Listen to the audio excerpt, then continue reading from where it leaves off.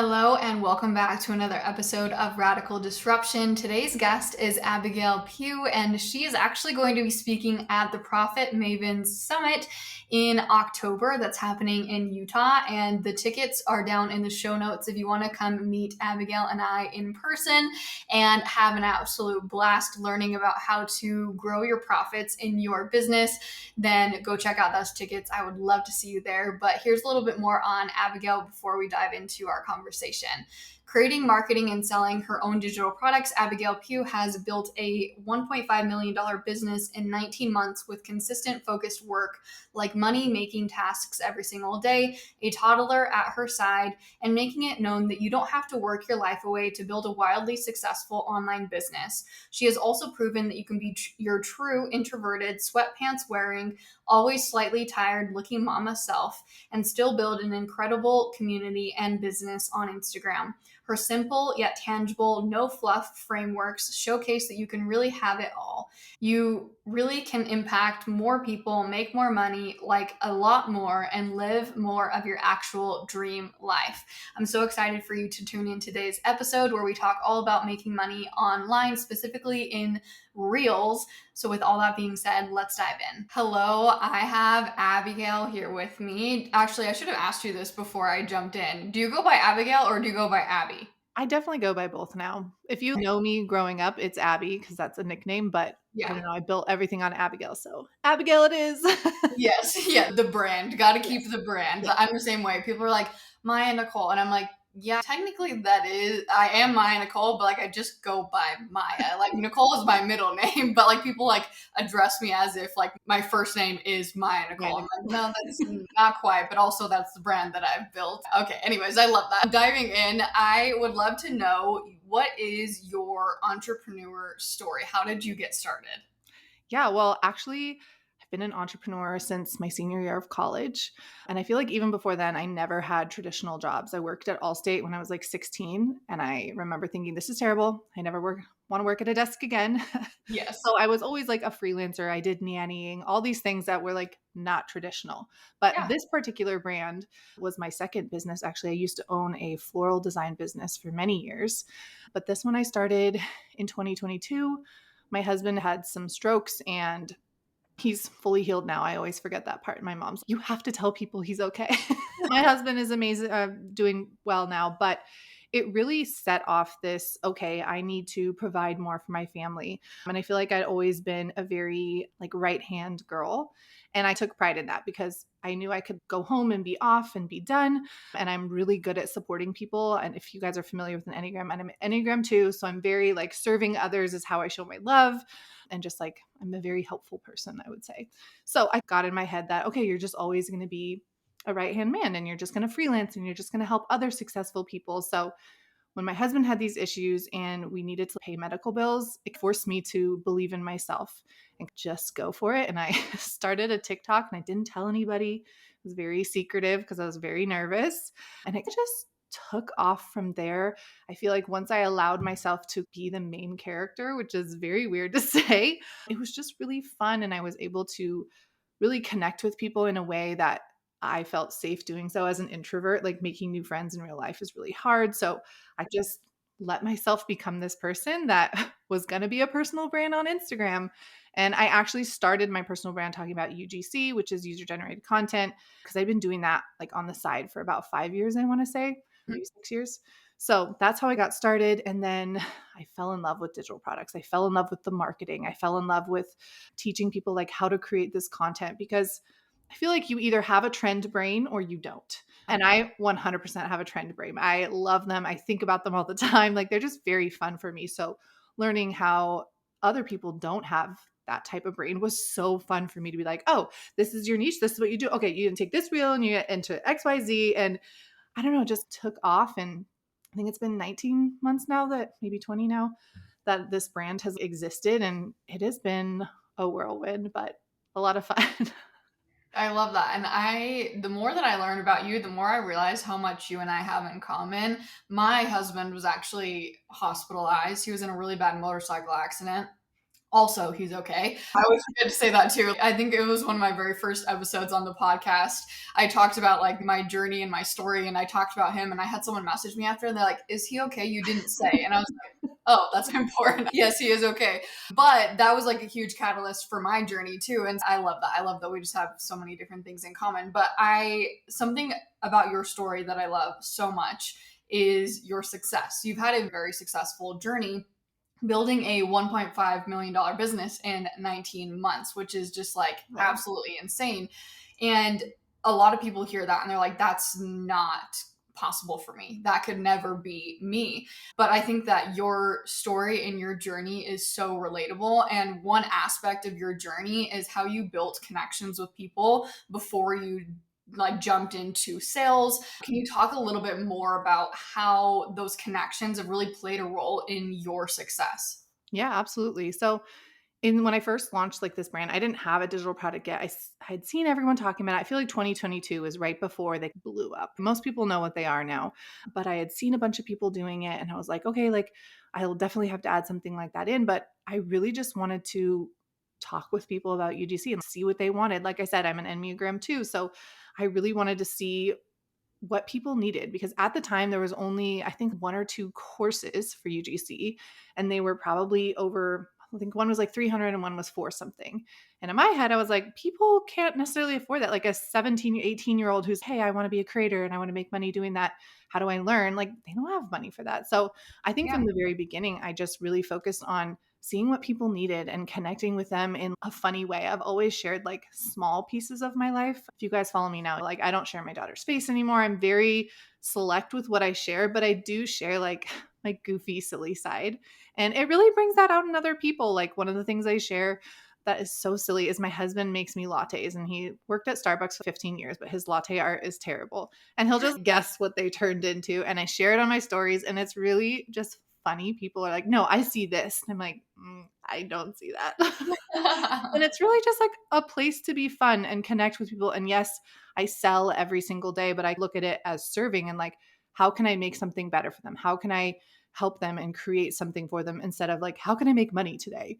It's obviously I focus on money making tasks. Yes. And I know if I input this, most likely this output will happen. But focusing on the connection first and literally just getting to know people and I know it can feel overwhelming because now that as my audience is growing, like it's hard for me to get to my DMs. And I love them and I love connecting with people. But I've done it since the beginning. And now I have ride or dies who buy everything I put out. They're just like, whatever, I'm getting it, buying it. And I'm sure you have sometimes seen you have your ride or dies. And it's because I connected with these people first. Yeah. And I don't know, I feel like connection sounds scary. And you're like, what do I do? You literally just share your life and people who relate to it and they see themselves in your story. Even like with my husband's strokes, there's so many people that their story isn't the exact same, but it's similar. And they're like, wow, to see that someone who went through hell and came back, like that gives me so much hope. So just sharing first opens the door for them to feel comfortable sharing as well. Because if I didn't share that, no one would come to me and say, oh, this happened to me.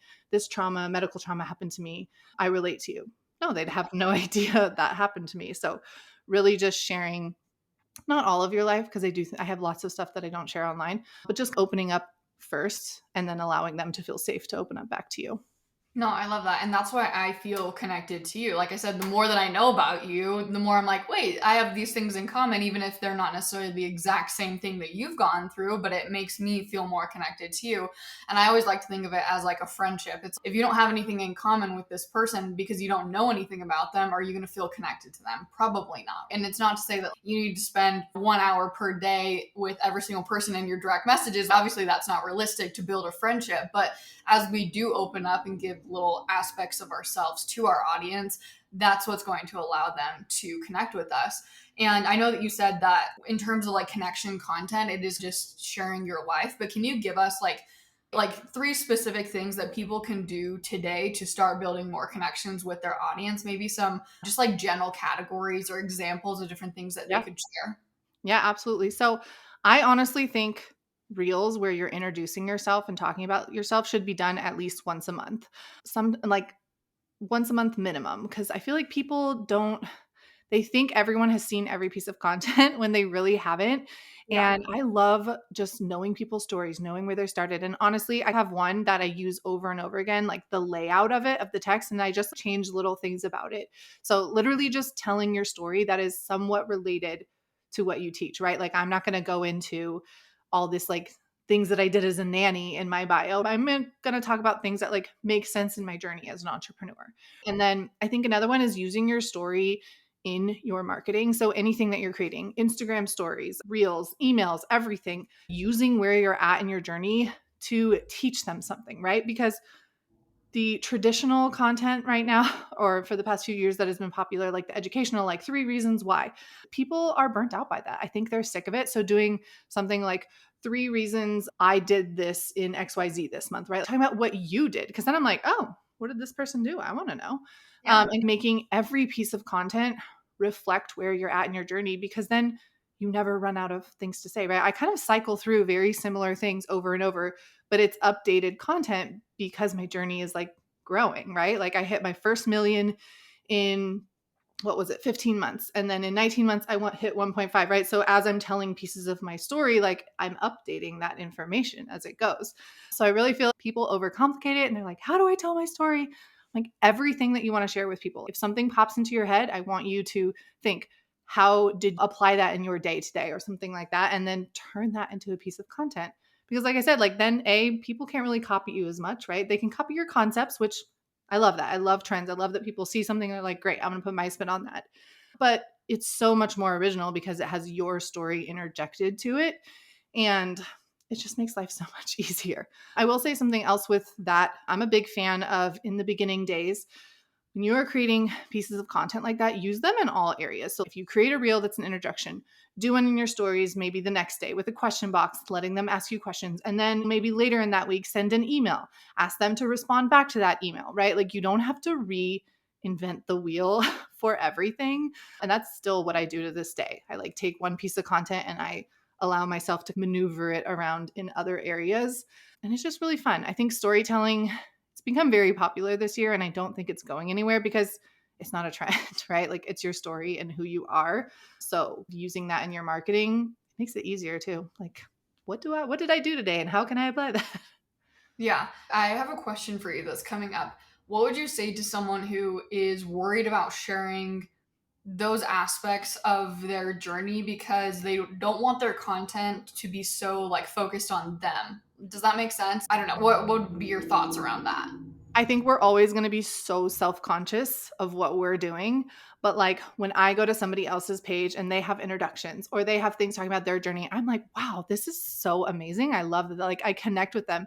Now, it can't be the only part of your marketing. Once you start getting testimonials and you have clients, you need to work your clients in there as well. People want to see both. And I think I want to see both. So I like showing both, right? I'm not just going to talk about my success because if I can't teach it to other people, it doesn't really mean much. But I think people, they want to know. And I kid you not, I feel like a broken record when it comes to my beginning story. And still, every single time I talk about it, people are like, oh my God, I had no idea that happened. So we feel annoying. And if you're not annoyed by your marketing, you're probably doing it wrong. You're not talking about your offers and your stuff as much. Just put yourself in somebody else's shoes. I always, when I feel self-conscious, I go to a creator's page that I respect or a business owner that I respect. And I look and I'm like, okay, they're talking about themselves. They have to. And I'm not sitting here thinking, she's talking about herself again. No, I'm excited. I'm like, oh, that's so cool. I had no idea that was part of her journey. So you really have to look at it from somebody else's shoes and see that you are not like, there's nothing wrong with talking about yourself and your story. That's what a personal brand is. No, I love that so much. And I love looking at it from the consumer perspective of, I think when we're so in our businesses, it's like tunnel vision and like all we're seeing is our own content. And we're like, oh my gosh, this is so repetitive. All I'm talking about is myself. But if we take a step back from like the consumer perspective looking in, it's like, again, not everyone's seeing every single piece of content that we have. And like you said, it's good to be repetitive. And that was my second question for you along the lines of what you were saying is repetitiveness. So you said with sharing your story at least one time a month. But when it comes to other content, let's just say that we're talking about your content pillars or even just like repurposing content, like how do you have a certain strategy when it comes to repetitiveness? Is there such thing as being too repetitive? What are your thoughts around that? I think there is, but it still works. So, a great example, there's this musician, I can't remember, it's like Benson something, and he has this new song, and there's a sick beat drop in the middle of it. And he has created like 100 videos of him doing funny things on the beat drop and making it a trend.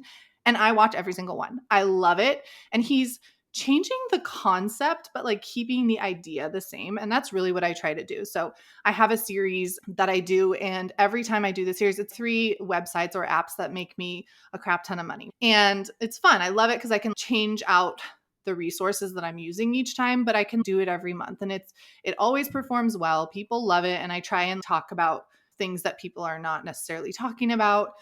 And it's really fun. So you're repurposing the concept, but not the actual video. Granted, sometimes I do the actual video. Like sometimes if my daughter's had a rough day or it's just been hard, I do the exact video, but that's never really planned. Yeah. But I really like the idea of repeating concepts and just updating it. And once a concept works, being aware that like when you hear a new trending audio or something that would work with that concept, doing it again and redoing a new video and using a different B-roll. And I usually will keep the text the same, honestly. And there's this one like series of how I tell my story, and it has gone viral most times, but it always goes viral when my husband's in the video, which is so funny. Which goes to his head, and he's always, "Oh, everybody wants to see me." He has a lot of fun with it. But it's really interesting to see that like when I do the concept without my husband in the video, like it doesn't perform as well. And I'm fine with that. It's not necessarily a performance thing. It's more just I like to tell my story and it works. But it's funny, like I have a recent video that it's like at 1.3 million right now, and it went viral very quickly. And of course, my husband's in it. I was like, of course, but it's storytelling and really just telling my journey.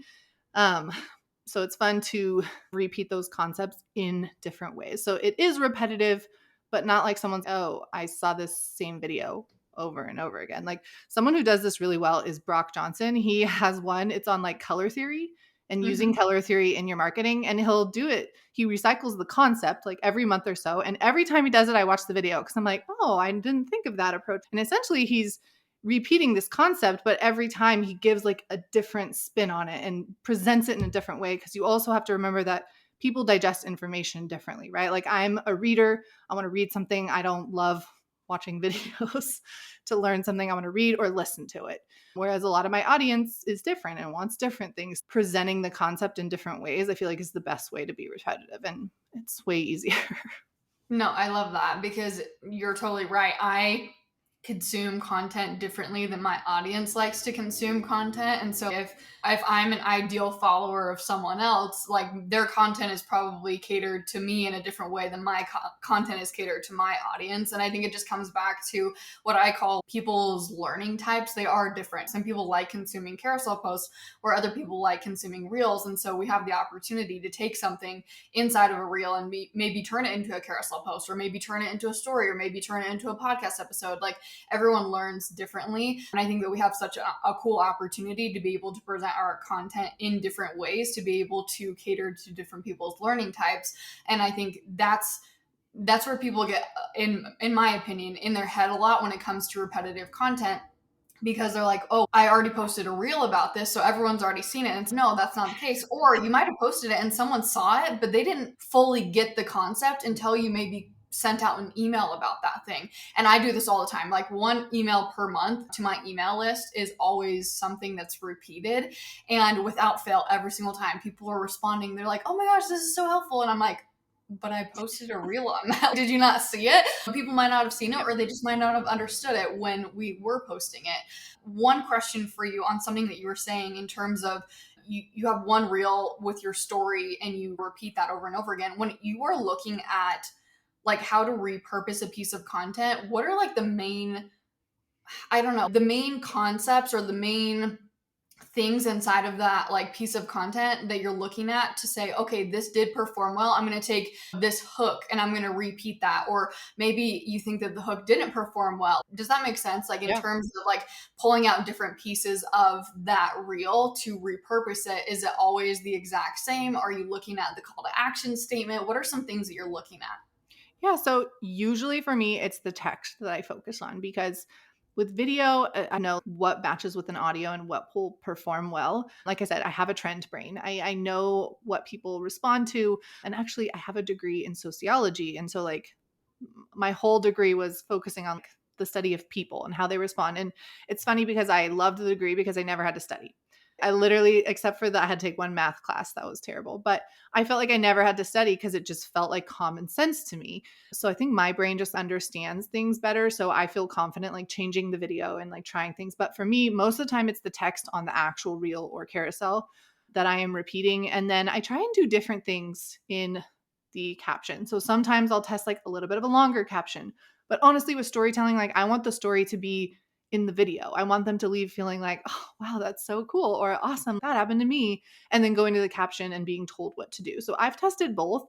And I feel like, especially right now, people are not burnt out on long captions. I still think they work. I think they work great. But if every single post, like everything is in the caption, I think it's a little much. I do think variation is important. So this one that I actually just posted last week that went viral, my caption is literally just comment the keyword and it's the automation because I tell the story up there.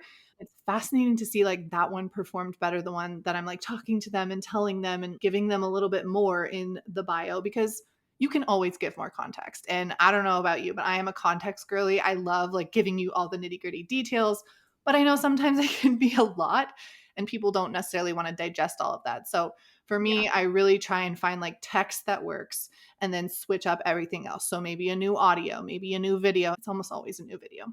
And then trying different things in the caption, like a slightly longer caption with a call to action or a call to action that is not selling anything. It's literally just like asking them to share something about their journey. And I've actually had one of those go viral as well, where it was like the caption had it wasn't selling anything. It wasn't like giving them a many chat automation. And it was cool to see people like really wanted to give their feedback.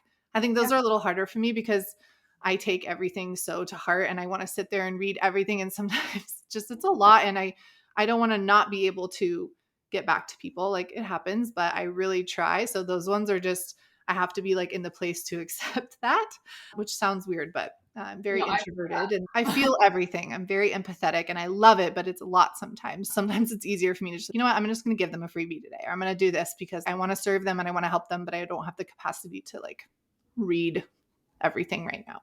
So yeah, I love looking at that, like the way that you approach your content more so from a capacity aspect. Like I've never really thought of it in that way of, oh, if I give them a freebie versus if I have more of an open-ended question where people are commenting. I love looking at it from the capacity aspect. I've never thought about it in that way.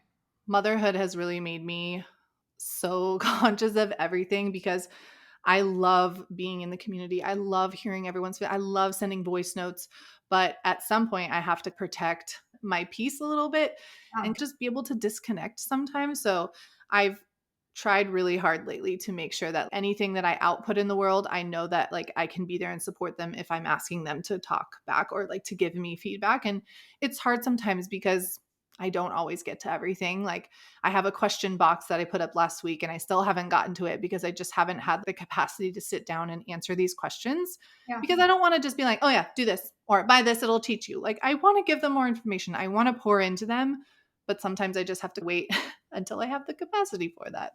Yeah, I love that.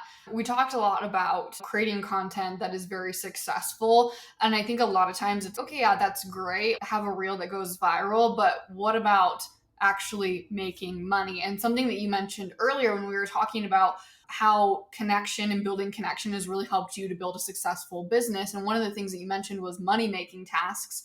And I think a lot of times when it comes to struggles around sales, it's because people don't know what to do to actually make money. And it's not just like posting content and just being like, hi, this performed really well in terms of views, or a lot of people commented. It's, yeah, that's great. But like, how can we actually make money from that? So, can you walk us through some money making tasks and what does that actually mean? Yeah. So my goal every day, I'm lenient on weekends. If I feel like doing it on a weekend, I'll do it, but I don't usually. For me, every single day, I want to do something in my business. I call them money making tasks. I feel like you called them something and I really liked what you Income said. producing Yes, activities. there you go. Income producing activities, right? So something that I know this input will most likely give me this output. And for me, my favorite are reels, stories, and emails. And right now I'm about to launch a podcast next month. That will be another one where there will be things in there to serve people. So Yeah. every single day I'm making sure that I really try to do it as my first thing. It doesn't always happen. I have a 3.5-year-old. I'm like dealing with some chronic illness stuff. So there's a lot going on.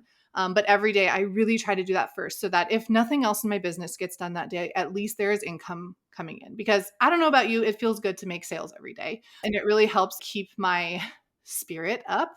And it just helps me stay, okay, I'm doing this. It's working. When I'm serving people, it's helping them. I'm growing my business. So that's something that I focus on. And honestly, it could be a story where I share a review first and then say, this is the product they got it from. It could be a reel that has a call to action to a freebie that then has a tripwire that has a low ticket product for them. It could be a freebie that sells directly sells the digital product. It could be an email where I do some storytelling. And then at the end, it's, oh, hey, if you resonate with this and you need XYZ in your business, here's what you can get, right? So it's not this like crazy thing. And for me, when I stop selling daily, it gets really hard to get back into it. Like I'm like nervous. And I know you've shared about this before too, when you like take time off and then you come back and you're like, my whole business relies on this one story. And it doesn't. But your brain convinces you that if this is crappy, like you're done. Your business is over. Yep. And it's so annoying. So for me, like staying in the daily money making task really helps. And I've fallen off the bandwagon this month a little bit. And it's been really hard to get back in. Like I haven't been as consistent on my stories because I'm like nervous to post anything. So I'm like, what if they hate this? What if like it's ridiculous. And once I get past that and I just share, because there's been a lot of talk too on things changing and people are like, you should only post 1 to 3 stories a day. And I'm like, I either overshare or don't share anything. There's no in between. Yeah. Kind of just letting that go has been very interesting and hard. But yeah, so every single day I do one thing.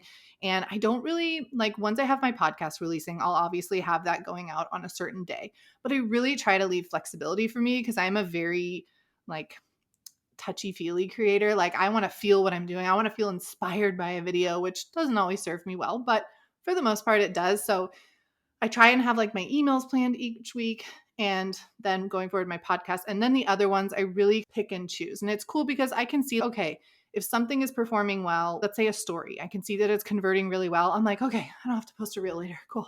I can take a break for the day. And I can gauge, where I need to input more or where I need to pull back. Like this past week, I've had a video going viral, which means my content is getting pushed out more. I'm making really good sales. So I have slacked on my stories.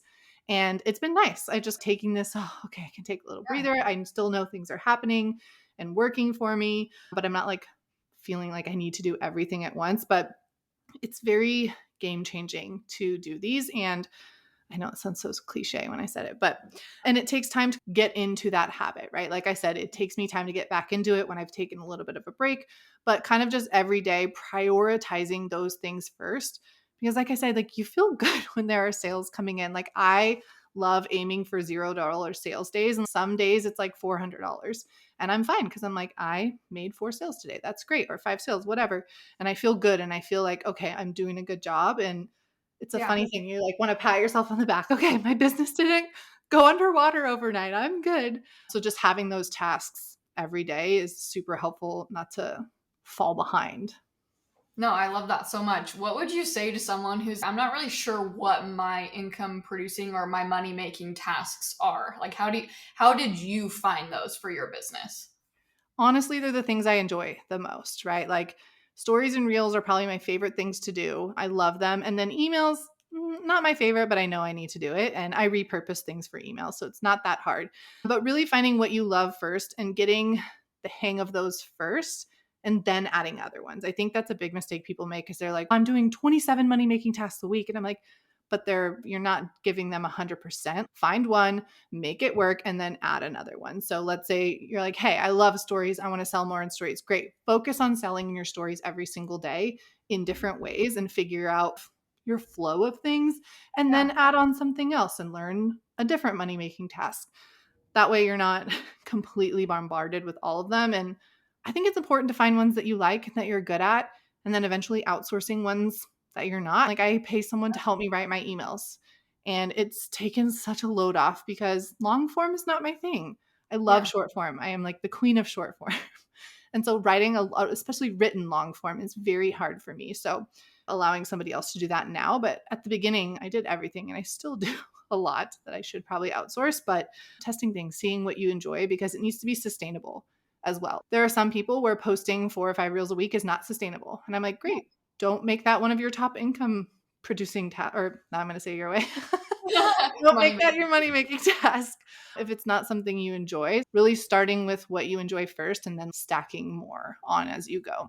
I love that. And it also makes me think about the 80-20 rule, where it's 80% of your results usually come from 20% of your efforts. And I think too, and I've heard people say this where they're like, oh yeah, I have all this huge list of money making tasks and I do all these things. And then they're like feeling overwhelmed because they may only get to one or two of them. And they're like, I didn't get to all these other things. And it's like, where is majority of your results coming from? And I think that comes with a little bit of testing. Like, you're not going to know just right off the bat like where a majority of your results are coming from. And so I think leaning into that 80-20 rule, if you don't have to do it all, really focus on the things that are driving the needle the most in your business. Because outside of all the things that you said, posting on stories, sending out an email, and posting reels as well, like those are all, I would say that those are my top income producing activities or money making tasks as well. But outside of that, we could talk about the importance of getting referrals and like having a referral program and affiliate like there are so many other tasks out there that could bring money into your business, and those might bring money into your business more so than posting on stories. It's, you got to figure out what works best for your business. Now, something that I want to, I guess the topic that I want to make sure that we cover inside of this episode, because you are a queen at this, is making money from Instagram Reels. So you mentioned that posting reels is one of your money making tasks, yet so many people struggle with making money from their feed content, but specifically with reels. And again, I think it comes back to, it's one thing to have views and to have engagement, and it's one thing to actually turn that into money. And that's not to say that every single post needs to be turned into a sale, but I think that it is it's a very powerful strategy and skill to be able to have in your business. And you posted a reel recently that you shared how a client made, I think it was $1,600 in 3 hours from one reel. Can you break down that technique and strategy that was happening with that specific reel? Yeah. So she is someone, she has a larger audience. I think now she's at 10 something, like 110 or something. But around the time, I think she had just around 100,000 followers, and she had done an incredible job of nurturing them. But she never really sold in her reels. And if you guys don't know me, I really focus on low ticket offers. So most of them are under $100 for my students and myself. Sometimes there will be like something a little bit higher, but most of the time what I'm teaching, the strategies I'm teaching, apply best to lower ticket digital products. So this creator, she was in my, what do you call it? Rich Girl Reels. It's one of my offers, and we had a challenge. And one of the reels, it was very much so, if you need this, comment this and I'll send it to you, right? And she had given so much value and so much for other content that her audience was just like ready to buy. And these types of reels work when you have an audience that trusts you, when you have an audience that kind of just needs that like final push to buy something. And I don't recommend doing them all the time. It's not something like every single post needs to be this, but she had her audience like primed and ready. And I think it was a $37 or $47 product. So she made tons of sales to hit that amount. And I think the reel ended up making either 3,500 or 40 or 3,600. I can't remember. It was just under 4,000 was like the total she made from this reel.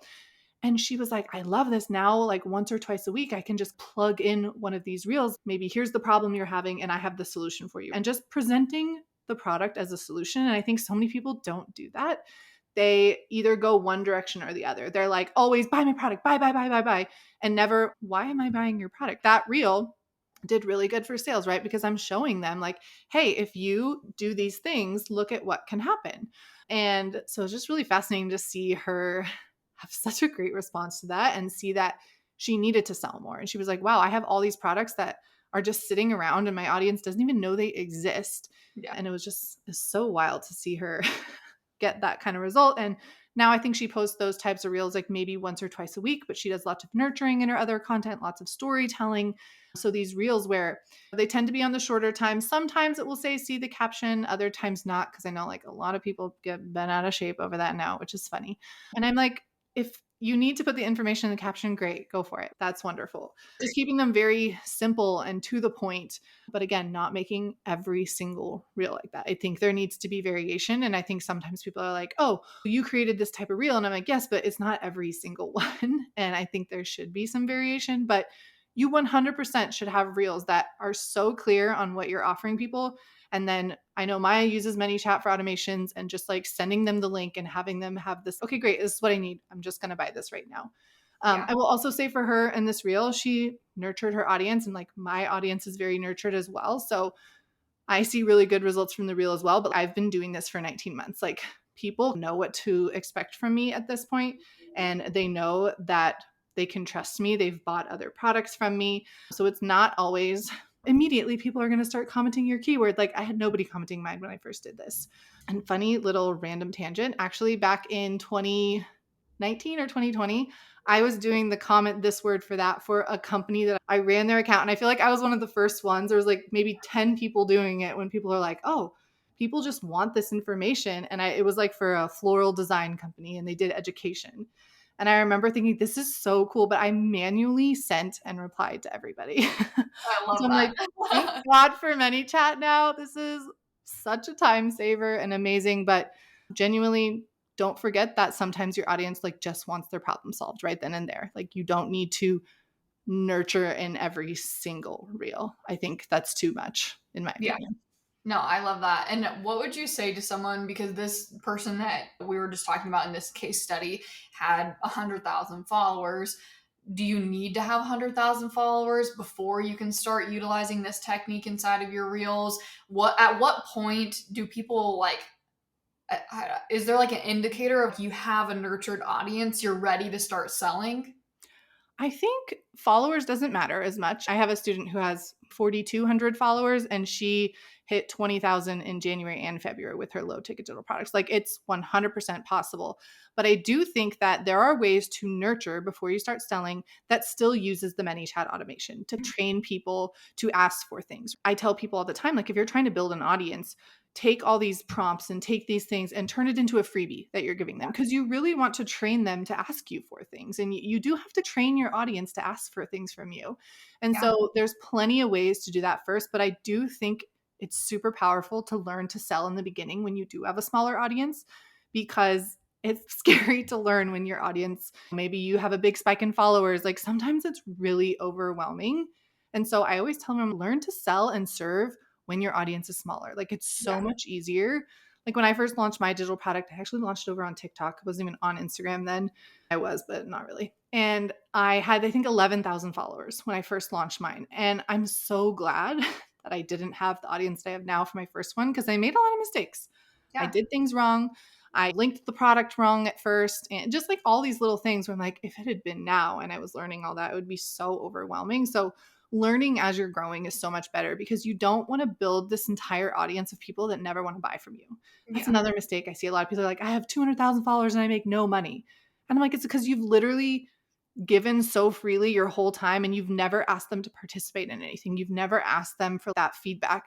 So now if you sell something, they get all up in arms about it. I'm like, you primed them to feel that way. You never said this. Or they'll build their audience on, I give everything away for free. And I'm like, that's great, but that's not sustainable. No Yeah. one can sustain that. And then when you do sell something, people will say, oh, you said everything was free. Why am I having to pay for this now? So starting from the beginning, I think, is so much better. And your following count doesn't reflect you and what you can offer people. And I think we've got really sucked into, oh, they have 50,000 followers, they must be worth following. It means nothing. So really taking that into account and realizing that your audience size does not correlate with how you can help people. So just showing up as you are, and showing up and saying, I've got 10 followers, but I have something to offer. Comment this word if you want it. And then you'll build the audience who comes to expect to do that. So that's how I've done it. And that's how I teach my students to do it. And I think it's scary because people associate selling with being slimy, and it's just not true. Obviously, there are like unethical, slimy ways to sell, but selling something is not slimy. We all buy stuff every single day. The grocery store is not slimy for charging me for the eggs. That, I mean, they're expensive, but right, like I will pay that because that's the price that they made them, and it's not gross. I don't go into the grocery stores thinking, oh, they're just trying to sell me something. Yes, they 100% are. And that's totally normal. And it's not a slimy thing to sell. No, I love that so much. Okay, I have one last question for you. If you could go back to day one of your journey as an entrepreneur and give yourself any advice, what would it be? This is so hard because I feel I'm a very much so someone that learns by doing. Yeah. But I honestly would probably tell myself to make more mistakes quicker. I feel like I was Mm. nervous in the beginning to make mistakes because I don't know, you don't want to make mistakes, but you want to try things. And like last year was my year of saying yes to everything and trying everything. And some of it was too much. And some of the things that like I agreed to do were just a lot on my body. And I got through it and did everything. But really allowing yourself to make mistakes quickly and learn more quickly in the beginning, like what you are called to do and set out to do in this business. And I think had I done that a little bit sooner, I would have figured out, okay, I definitely need more passive, less like hands on everything. But like I said, I think everything you learn from everything, and every mistake that you make, really, you learn so much quicker than just succeeding in everything, but like tiptoeing around everything. Like I had a failed launch and I learned so much more from that failed launch than my launch that was 200K in a month, right? Like Yeah. you learn so much more. And I remember the month of when I failed at something so much better than the successful one. And I learned so much from it. So yeah, make more mistakes quicker. Don't be afraid of failure. I love that Yep. so much. All right, this has been a fantabulous conversation. I've learned so much from you, and I know that everyone who's listening wants more of you, of course. So, where can people find you? Yeah, so I'm mainly on Instagram now, Abigail Peugh. I don't know, that's where I like to hang out. My email list is getting better. Trying to hang out there more, but yeah, Instagram is definitely where you can find me. I love it. You can come see my husband's weird latte art most days in my stories. Riveting content, I know. Awesome. Awesome. Thank you so much for being here. Thank you for sharing all of your knowledge. You are absolutely amazing. And also, I should say, if you want to come meet both of us in person, we are going to be at the Profit Woo! Maven Summit in Utah in October. So you can come meet both of us, party with us, have fun. But thank you so much again for sharing your knowledge with us and being here. Absolutely. Thank you for having me.